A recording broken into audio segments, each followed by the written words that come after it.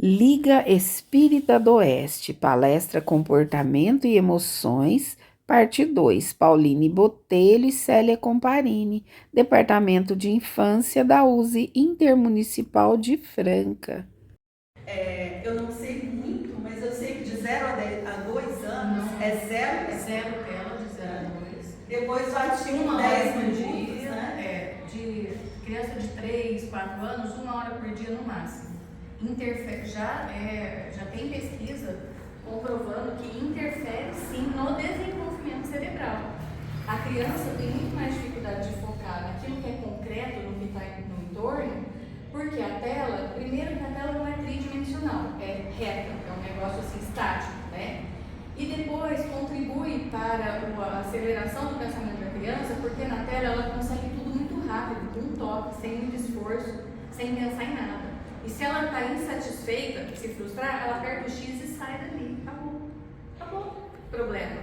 Então a criança desenvolve um raciocínio de que tudo é muito rápido, tudo acontece instantaneamente, porque aqui é assim. Se ela clicar no ícone do desenho que ela gosta, vai aparecer o desenho. Se ela clicar na musiquinha que ela gosta, vai aparecer. E eu não quero mais, enjoei da música, clico no X, saiu, acabou. E na vida não é assim. Então interfere nesse funcionamento do cérebro e interfere também no desenvolvimento de outras questões. Por exemplo, tem áreas do cérebro que a gente sabe que só se desenvolve a partir do movimento. Então a questão da lateralidade, direito e esquerdo, de lateralidade, memória. Tem algumas questões que vão ser prejudicadas se a criança for exposta a telas muito cedo, especialmente aquelas que ficam por muitas horas, porque aí a frequência e a intensidade com o uso da tela vai agravando mais ainda o quadro. Então até 2 anos, 0 telas. A criança não tem que ser exposta, especialmente porque ela ainda está desenvolvendo inclusive a visão, né? Então ela não tem a visão totalmente desenvolvida. Então a criança de 1 ano olhando para uma tela, aquela luz azul, a irradiação, tudo isso faz mal, além de prejudicar o desenvolvimento anatômico mesmo do cérebro, né? E fora essas questões que causam muita ansiedade na criança, porque na vida real nada acontece com essa mesma rapidez, né, com que eles conseguem ali. Então realmente as telas têm prejudicado muito a atenção e a concentração. Vocês veem que às vezes a criança está assistindo um desenho, a pessoa chama, ela nem te olha, ela não presta atenção. Então impacta negativamente na atenção, na concentração, na localização de fonte sonora. Então a criança fica focada só ali. Então isso limita muito o desenvolvimento cognitivo dela, né? Porque na verdade ela aprende muito mais no concreto.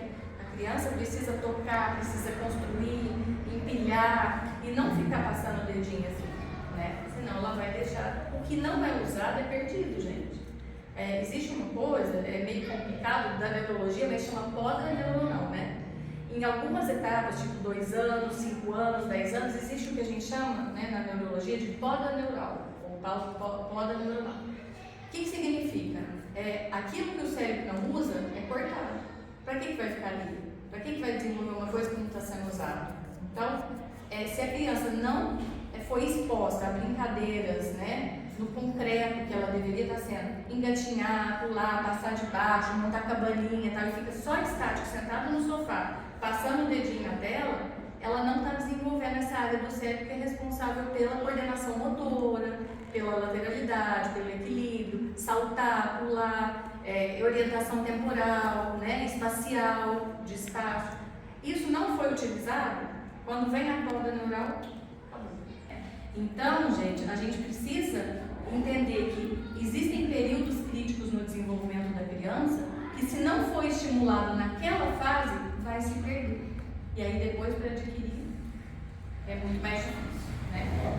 E voltando na dependência de tela, o meu filho fica, né, só no celular, eu quero tirar isso dele, né, porque eu comecei a estudar, né, não é bom, aí eu vou lá, cato o celular dele e ele dá a maior birra, né, quebra tudo e aí a gente volta com o celular. Uma dica é que quando você vai tirar, você percebe que não está legal, né, ele lá nas telas, uma dica quando você vai tirar uma coisa, você tem que colocar outra no lugar. né? E se é uma criança, não adianta você falar assim, vai brincar disso aqui. Não, se é uma criança, você tem que ir junto brincar, né? Se é uma criança, você tem que tirar a tela e você tem que levar para andar de bicicleta na pracinha, tá? Você tem que sentar e jogar carta com ele. Você tem que ensinar ele a brincar de outras coisas, né? Que não seja o que tem no computador, que não sejam os jogos. Então vai exigir, sim, de quem cria, de quem cuida, vai exigir muito, tá? Mas os benefícios vão ser infinitos. Não adianta você proibir o seu filho de usar o celular e ele olhar para o sofá e você tá lá no celular. Também sim. O que adianta? Então eu não posso usar, mas meu pai pode? Ah, que legal, então, né? 2 pesos, 2 medidas. Então por que ele pode ou não? A criança não compreende, gente. E não é só celular. E o a exemplo, televisão, a mesma coisa. o exemplo fala mais, né, do que as palavras. E o cérebro da gente funciona num sistema de recompensa. O que eu vou ganhar com isso? É sempre assim, até hoje. Então, se eu estou fazendo uma dieta, por que eu estou fazendo isso? Porque eu quero emagrecer. Então, a recompensa de não comer determinados alimentos é que eu vou ter o corpo que eu quero, por exemplo. E isso funciona com a criança. Aí ele me tirou o celular, tá, mas o que eu vou ganhar em troca? Tem que ter a firmeza, sim, de tirar, sim. Tem que ser firme, mas tem que colocar algo em troca, né? Tem que colocar algo no lugar, naquele espaço. Não, filho, não, vamos dar um passeio, vamos lá. Não, hoje nós vamos fazer isso. Vamos tomar um sorvete, né? Exatamente, tem que colocar algo no lugar. E assim, o que a gente está vendo nas escolas é que muitas não sabem brincar, né? Muitas, o que a gente sabia antes, elas não estão desenvolvendo, né? Não tem mais prazer, né? E a gente está tendo que fazer isso. E às vezes, aonde ela está, né? Na família tem o celular, tem a tela, tem tudo lá. E chega na escola, tem atividade lá na folha, né? Então ele não quer fazer. E pode ser um indício, né, de um comportamento aí, né, uma agressividade, uma rebeldia, né? Pode ser. Nós temos ali o transtorno opositor desafiador. Esse transtorno, ele tem uma característica que é de não respeitar a hierarquia, né? Então ele não respeita, então a hora que você fala assim, você vai fazer isso, ele se rebela, ele não quer fazer, ele tem as crises, e às vezes, e na maioria das vezes, ele não tem nem argumentação para falar por que é que ele não vai fazer, por que eu não quero fazer, ele não tem essa argumentação, simplesmente ele não faz porque ele não quer, certo? E então isso tem que acontecer. Essas características, elas começam a aparecer na pequenininho, né? Mas a gente tem que ter muito olhar, que a Pauline falou, para os sinais, para os detalhes, porque às vezes não é, às vezes é só coisa de criança, mas às vezes sim, às vezes ele vai poder desenvolver esse transtorno. Então ele é um menino que se irrita facilmente, né? Se você falar um não para ele, é terrível. O que mais, Pauline? Ele é um transtorno, gente, do neurodesenvolvimento. Ele vai geralmente contra autoridades, pais, professores, tudo que ela falou da hierarquia, tudo que está acima dele. Se ele se sentir frustrado ou contrariado, ele vai demonstrar um comportamento opositor. Primeiro ele vai falar não, aí ele vai te desafiar. Eu não vou fazer. Ele fala, eu não quero, mas é para fazer isso. E aí se você insiste, ele desenvolve o que a gente chama de crise do TOD, que aí é uma crise, gente. A criança fica tão nervosa, e nós vamos ver aqui as diferenças da crise da birra. Ela cria uma força descomunal, ela bate, ela joga a cadeira, ela vira a mesa, ela rasga tudo que vê pela frente, ela não tem controle nenhum daquilo que está acontecendo com ela. Então é um comportamento tão sofrido para a criança que geralmente quando ela termina a crise, ela só termina a crise quando ela está com um esgotamento muito grande e ela às vezes começa a chorar, porque ela se arrepende. Aí ela beija, ela pede desculpas, ela fala que não vai fazer mais isso, mas no momento da crise ela não teve controle. Você já presenciou? E o outro é sempre culpado, né? Então assim, eu fiz isso porque você não fez. Ele joga a culpa no outro. A culpa é sempre do outro. os olhos observador, né, de um pai e de uma mãe, tem que ver e tem que levar, tem que fazer exames, né? Às vezes ele tem uma irritação ali no cérebro que há necessidade de um tratamento, né? Então, os olhos observador é que vai contar no tratamento desse menino. E, se não tratar, ele vai evoluir para uma delinquência juvenil no futuro. O que caracteriza muito esse transtorno é o fato da frequência, né? Então isso acontece, de vez em quando ele está no parquinho do shopping e não quer ir embora? Não. Acontece sempre, umas 3, 4 vezes por semana. E acontece onde? Acontece em casa, na escola, na pracinha, no futebol com os amigos, em qualquer lugar. Então já não é uma vida.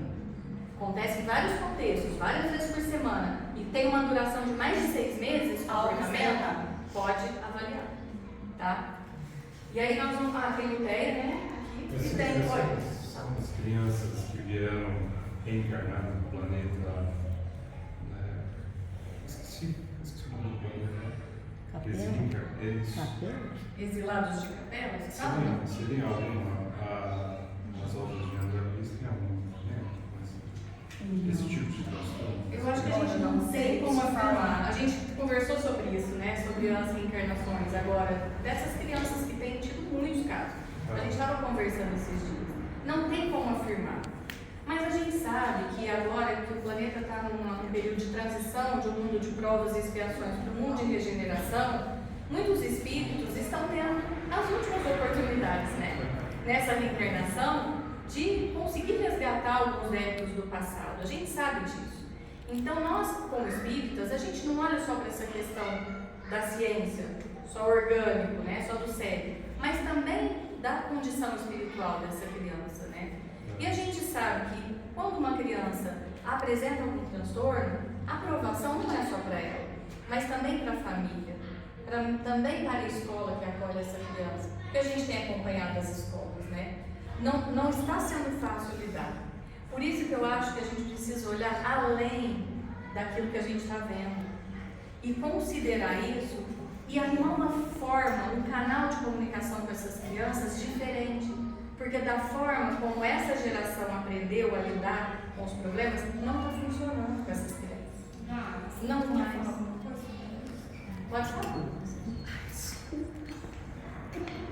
É sério. Vocês querem falar alguma coisa? Assim, dar algum exemplo? Uma pergunta dele, né? Quer? A gente não pode esquecer que aos olhos do espírito somos capazes, né? Temos a inteligência e somos capazes de mudanças, sim. Só que o comportamento, por exemplo, do transtorno opositor desafiador é tão tenso, mas que a gente tem que apartar isso, né? E saber onde é que ele está. O espírito está lá, então ele tem os gostos, ele tem o conhecimento, a gente tem que buscar e fazer emergir isso, né? Fazer isso vir à tona, né? E quais as ferramentas que a gente tem, né? Vamos buscar as ferramentas que a gente tem hoje, né? Temos as terapias, se a agressividade estiver além do limite, temos a medicação, temos os grupos, o engajamento, né? Eles precisam de vínculo, né? O vínculo é muito importante, porque se a gente não vincular essa criança, a esse filho, a esse aluno, nós não vamos conseguir nada com ele. Né? Temos a questão do afeto, né? Que tem que ter, né? Porque sem ele a gente não consegue conhecer, a gente não consegue fazer as coisas boas, né? Do espírito vir à tona. Sabe o que eu percebo? Assim, a gente lida com muitos pais, né? De crianças com um transtorno. É uma lapidação para o espírito dos pais. Eles estão se lapidando, porque a paciência que tem que desenvolver, o amor que você tem que dispensar para aquela criança, e naquele momento você ter o autocontrole de saber como agir, você vai sair daqui dessa encarnação muito mais lapidado do que você chegou. Então, eu vejo, é muito difícil, mas eu vejo como um presente de Deus para os pais que têm um filho assim, porque eles vão se lapidando de uma forma, eles vão se moldando de uma forma que é o que Deus espera de nós, né? Agir com paciência, com calma, com amor, porque se a gente não descobrir esse canal de comunicação com essas crianças, que é diferente do que pôr de castigo, falar alto e senta ali para pensar, tá? Isso não vai funcionar, gente. gente trouxe até algumas dicas de como falar com a criança, exatamente para a gente despertar esse desejo de mudar. Porque se a gente bater na mesma tecla, Esse transtorno que eu já vi uma criança ocorrer na escola, depois que passa, ela está tranquila. Como se nada fosse. Como se tivesse nada acontecido. E com os amigos, ela teve mais. A criança, o menino foi com a mãe. É mais relacionado à mãe, alguma coisa assim. E depois, com os amigos tudo gostam muito, chama ele, está sempre rodeado de colega. Mas quando teve a crise, não foi uma vez só, é mais com a mãe, inclusive eles chamaram o pai para ir, para poder ajudar. Teve uma vez que ela ficou tão acostumada que ela saiu de perto e correu atrás, puxa ela. E depois que passa, é beijo, é igual Sim, parece que é uma algema aí, né? Muito fechada, né? Tá algemada ali. E também a gente não pode esquecer do amor, né, gente? Mas o amor não é só, né? Dar o que o menino quer. O amor também é falar não. O amor é ser firme, né? E a gente vê que às vezes esse amor, né, tá lá só no material, né? Pô, meu filho tem tudo que quer, por que ele tá assim? Então vamos ver, vamos pensar, né? Tudo tem o seu equilíbrio, né? E a gente achar esse ponto de equilíbrio é que vai fazer a gente caminhar. Sabe uma coisa que eu penso muito também em relação aos pais dessas crianças? Eles são como anjos protetores. Porque uma criança que está nessa condição mental, emocional, ela está mais vulnerável. A gente sabe disso. Então a prece dos pais, o orar e vigiar, tem que ser redobrado. Porque vocês são protetores desses seres que estão vulneráveis à espiritualidade. Então, a proteção espiritual, evangelização, o passe e a prece dos pais tem muito peso, muito peso. Porque você afasta dessa criança, porque no momento de crise, a gente sabe que o plano espiritual, né, a gente convive com muitos espíritos, mas a criança, às vezes, ela pode até vir com um obsessor, né, mas como os pais vieram para tutelar essa criança, para cuidar dessa criança, não pode perder de vista isso. Eu estou aqui para proteger. Eu sou o anjo que Deus mandou aqui na Terra para cercar essa criança de amor e de proteção. Então, além das terapias, que a gente está no corpo físico, a gente às vezes vai precisar administrar remédio nessa criança, a gente vai precisar das terapias, de psicólogo, de TEL, vai precisar. Mas a força da oração, não tem nada. Eu acho que nós não podemos perder isso de vista. Se essas crianças nasceram nessa família, é porque essa família tem força suficiente para poder acolher essa criança e cuidar dela com proteção, né, Zé? A oração, ela tem o poder de ligar o cérebro, todas aquelas partes que eu falei. Enfim, tudo vai funcionar. Interfere na parte física. E nós temos um outro também, gente, outro transtorno que é muito atual, né, que a gente está recebendo demais, que é o não vai aparecer. Que é o autismo, né? Hoje, a última pesquisa falou que a cada 36 nascimentos um desenvolve o autismo. E ele é um transtorno do neurodesenvolvimento. E as características do autismo, ele é caracterizado por dificuldade na comunicação, na interação social, e ele também tem comportamentos restritos e repetitivos. Então, todas essas dificuldades aí, que vai fazer ele ter, né, a dificuldade de caminhar, de se interagir, né, de, às vezes, um aprendizado. E a gente está lidando demais com isso hoje. Então, o autista, a questão das crises, das birras que a Paulene falou, às vezes o autista está aqui, mas ele está incomodado com um barulho, né? Um barulho que está vindo lá de fora. E aí ele pode, sim, ter uma crise, né? Então, o nosso conhecimento a respeito do transtorno, ele tem que ser muito grande. Caso não seja, nós não vamos conseguir ajudar, né? E tem famílias, gente, eu já vi gêmeos e trigêmeos que desenvolveram o autismo. A carga para a família é muito pesada, né? E então a gente fica pensando, né? O que será, né? Qual que é a lição que vem aí? Mas está aí. E é o transtorno que mais afeta as partes do cérebro, né? E olha que interessante. esses transtornos, se você faz um exame neurológico, um eletro, uma tomografia, muitas vezes não parece nada. Então isso reforça ainda mais a ideia de nós espíritas, né, que a gente conhece, de ter um componente espiritual. É lógico que tem, né? Claro que afeta o corpo físico porque a gente está encarnado, né, nessa matéria, mas tem um componente espiritual e a gente não pode perder isso de vista.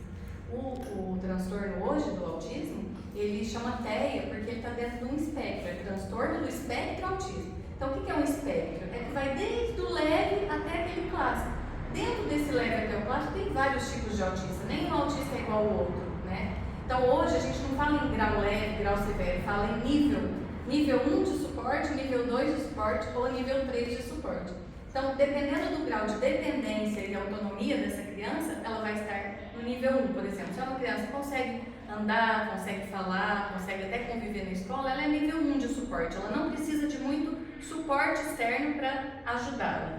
Nível 2 já é um caso moderado, né? E o nível 3 é aquele autista clássico que muitas vezes não tem a fala, né? Não se comunica pela fala, tem movimentos repetitivos, tem estereotipias, não consegue interagir socialmente, tem muita seletividade alimentar. Então, dentro desse espectro, tem muitas crianças que vão se encaixar, tá? Dependendo do comportamento e do nível de suporte que ela vai precisar. E analisando as dificuldades deles, às vezes ele fala, né, super inteligente, então ele está lá no nível de suporte 1, mas a alimentação ele não consegue comer nada de diferente, então ele está lá no 3. Então ele caminha dentro dessa linha, né? Uma tendência maior, outra menor. Sim. Aqui tá fácil, quantas horas? 11h30, tá. Eu vou deixar para vocês depois um resumo. Se você quiser passar para eles, eu vou deixar um resumo para a gente não ter que ficar lendo tudo. Mas eu queria aqui terminar, reconhecer a crise, né? E o que pode ajudar? Primeira coisa, estabelecer um vínculo afetivo com a criança, porque se a gente não conseguir essa comunicação efetiva, não vai aprender nada do que a gente quer ensinar para eles. Encontre o espírito lá dentro. Vincule-se com ele. Sim. Falar com a criança e não para a criança. Então, envolver a criança na comunicação tem que ser uma conversa bilateral. Você fala, mas também tem que ouvir quando a criança falar. Quanto mais habilidade verbal, quanto mais chance a gente der para a criança se expressar, menores serão os comportamentos de agressividade, dificuldade no relacionamento. Porque através da fala, ele expressa o que ele quer, o outro compreende, e aí há uma comunicação efetiva, né? Se a gente não der essa chance para a criança também falar, só a gente manda e ele obedece, não vai conseguir nada com ele. Aqui, abrindo portas, eu chamei essa atividade porque assim, são frases que a gente deve usar com a criança para despertar o envolvimento dela, né, na conversa. Então, por exemplo, qualquer coisa que a criança falar pode ser uma coisinha bobinha, desinteressante. Você vai falar, sério? Que legal! Não acredito, me conta isso. Você consegue fazer isso? Gente, eu não estou acreditando, você está muito grande já, você já cresceu. Me conta mais sobre isso. Mostra interesse por tudo que a criança for falar com você. Pode ser uma coisinha, mãe, na escola hoje tinha não sei o que e tal. Não é possível. Como assim? Me conta. Eu não estava lá para ver, como é que é? Me explica isso. Teve uma brincadeira diferente? Vamos brincar então? Tudo que você se envolver que ela fala, achar que é incrível, que é interessante, que ele consegue elogiar, vocês vão conseguir abrir um pouquinho mais esse canal. Opa, me deu atenção. Ele achou interessante o que eu estou falando? E aí a criança vai se vinculando com você. Isso tem que ser sempre. Porque, na verdade, o elogio funciona mais do que a crítica. Não adianta criticar a criança, né? Eu até coloquei isso aqui. O elogio funciona sempre mais que a crítica. Ridicularizar a criança. Nossa, tá parecendo um bebê, hein, com esse bico na boca. Nossa, você já tá grande pra mamar. Ou então, você tá me envergonhando. Nossa, mas que feiura que você fez, hein? Isso aí não funciona, gente. Você tem que fazer o contrário. Quando ele fizer uma ação legal, você exalta essa ação. Obrigada, você jogou papel no lixo pra mamãe. Ainda bem, olha, senão nossa casa tá tudo suja. Você não jogou papel de bala no chão, muito obrigada. Aí a criança começa a entender que ele faz coisa boa, que ele é útil também. Porque se a gente só mostrar a gente vai massacrar essa criança. E ninguém cresce no fracasso. A gente cresce no elogio, por quê? Quando eu faço um trabalho e alguém me elogia, eu vou me esforçar cada vez mais para fazer melhor, para receber de novo o elogio. Lembra que eu falei que o cérebro trabalha no sistema de recompensa? Nós somos assim. Faz um negócio bem feito e recebe um elogio. Você vai querer repetir. Você vai querer fazer de novo bem feito para conseguir de novo aquele elogio. E a criança também. Agora fica falando toda hora. Você só faz feiura, você está me envergonhando, você bateu de novo no amigo, você é terrível, você está impossível, desisto de você, não tem jeito, cansei. Se você fizer isso, eu vou te bater, se você fizer isso, eu vou te pôr de castigo. Isso aqui, gente, infelizmente, eu vou falar para vocês. Estou com vontade de sumir na cabeça da criança, é terrível isso. A mãe vai desaparecer. Então, o que acontece? Só uma coisa, gente, tudo que eu falo para uma criança, a criança até 7 anos, está em formação de personalidade, está tentando se identificar com alguém. Por isso que o nosso exemplo é importante. Tudo que eu falar para uma criança, ela vai acreditar. Ela ainda não tem discernimento do que é certo e do que é errado. Então, o que eu falo, se eu sou o pai e a mãe, estou falando isso, nossa, pai, é verdade, meu pai e minha mãe estão falando. Eu sou terrível, eu sou mal educado, eu sou impossível, eu não tenho jeito mesmo. Eu sou difícil. Ele vai acreditar nisso. E o que vai acontecer? Ele vai tentar corresponder com essa expectativa. Eu vou ser difícil, eu vou ser danado, eu vou ser terrível. Você bateu de novo, eu bato. E se você fizer o contrário, ele também vai acreditar. Você é lindo, você está crescendo, você é meu ajudante, nossa, você se comportou tão bem. Tudo que a gente falar, o cérebro vai gravar, gente. Olha o perigo de falar isso aqui com o filho. O filho vai crescer acreditando que ele é péssimo. Por isso tem tanta gente com autoestima lá no chão. Porque ouviu tanto isso na vida, ouviu tanto isso, que acreditou. E o cérebro registrou, pronto, eu sou isso. Porque eu não sei o que eu sou. Eu vou descobrir o que eu sou de acordo com o que o adulto está falando para mim. Então, cuidado com as palavras.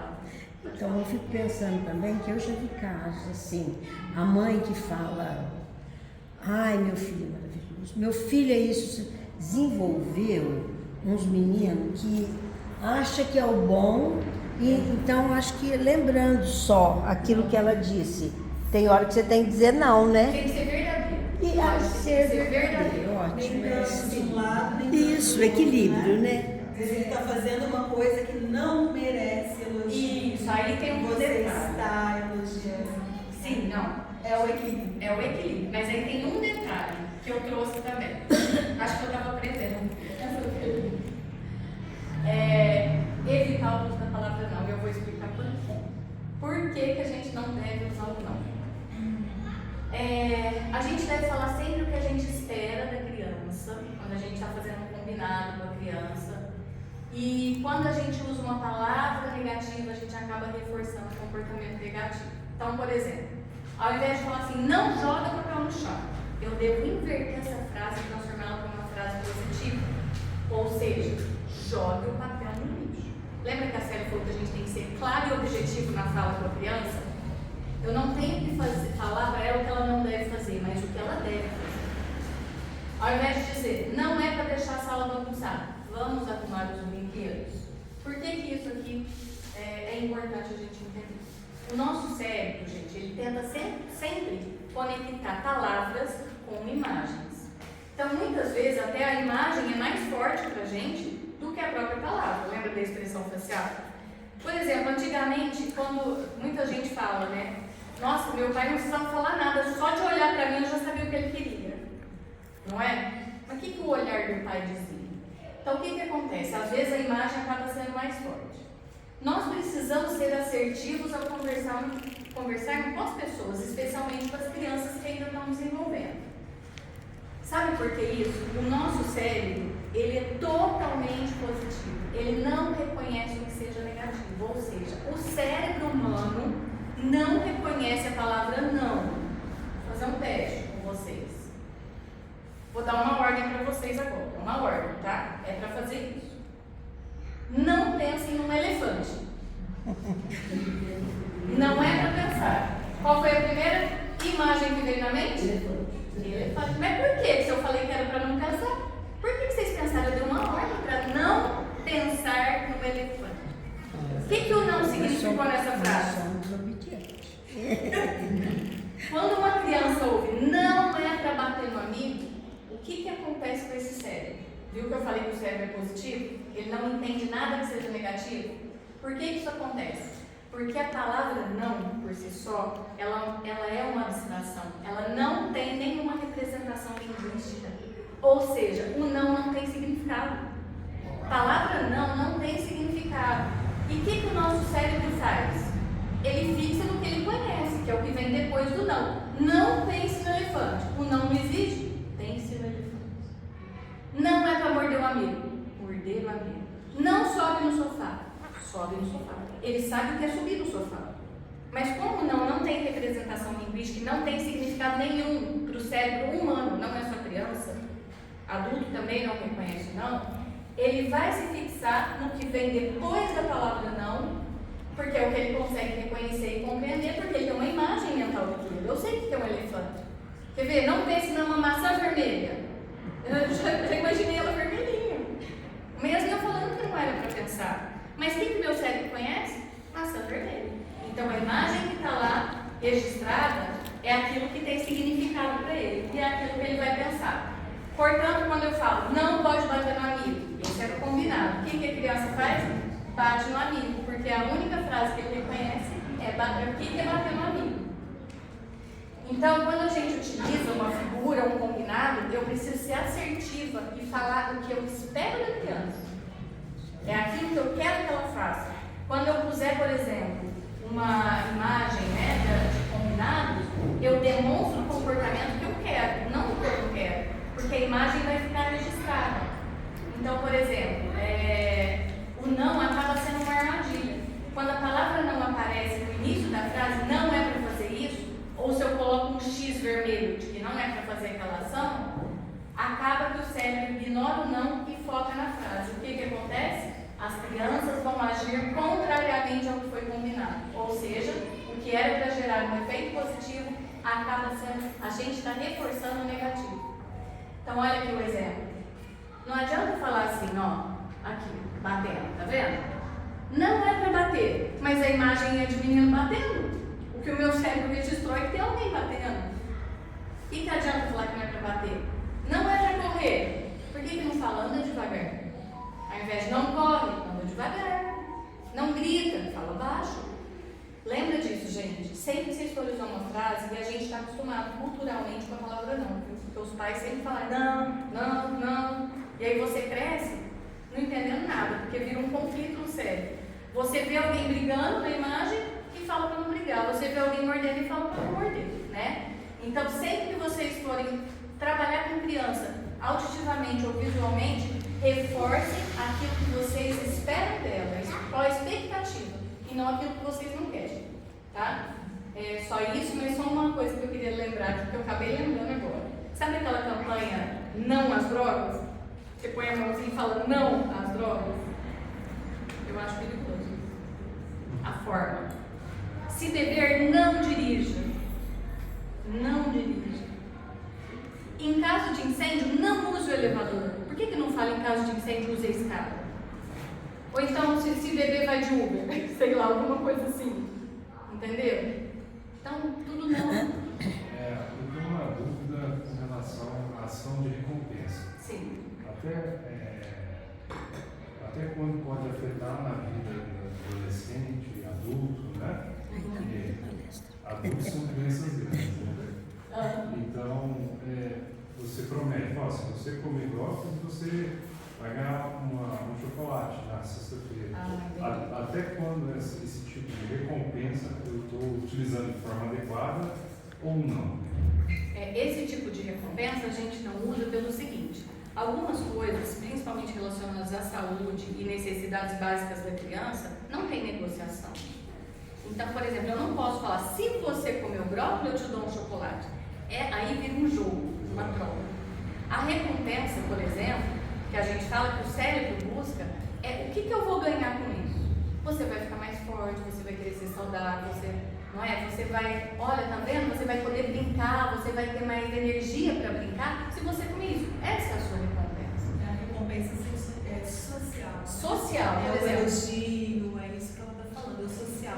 uma recompensa material. Material. São tipos de recompensas diferentes. Igual a Célia falou da presença dos pais.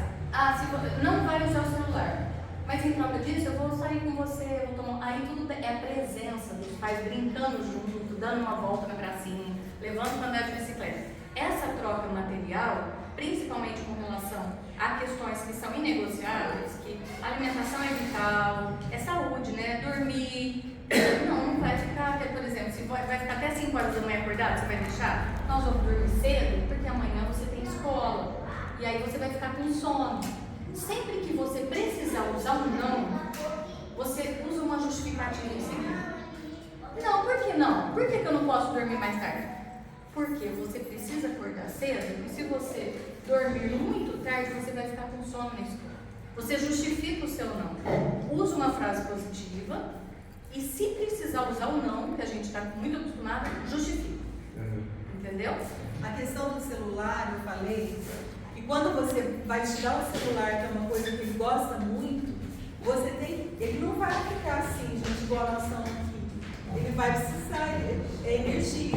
Então você tem que colocar algo dentro, nesse espaço, entendeu? Do celular. Então você tem que fazer, você tem que brincar com ele, né? Não é nenhuma troca, né? Você não está trocando, você está tirando o celular. E colocando algo positivo. Gente, falta 5 minutos. Muito obrigada a todos. Organização Denise Almeida e Denise Silveira.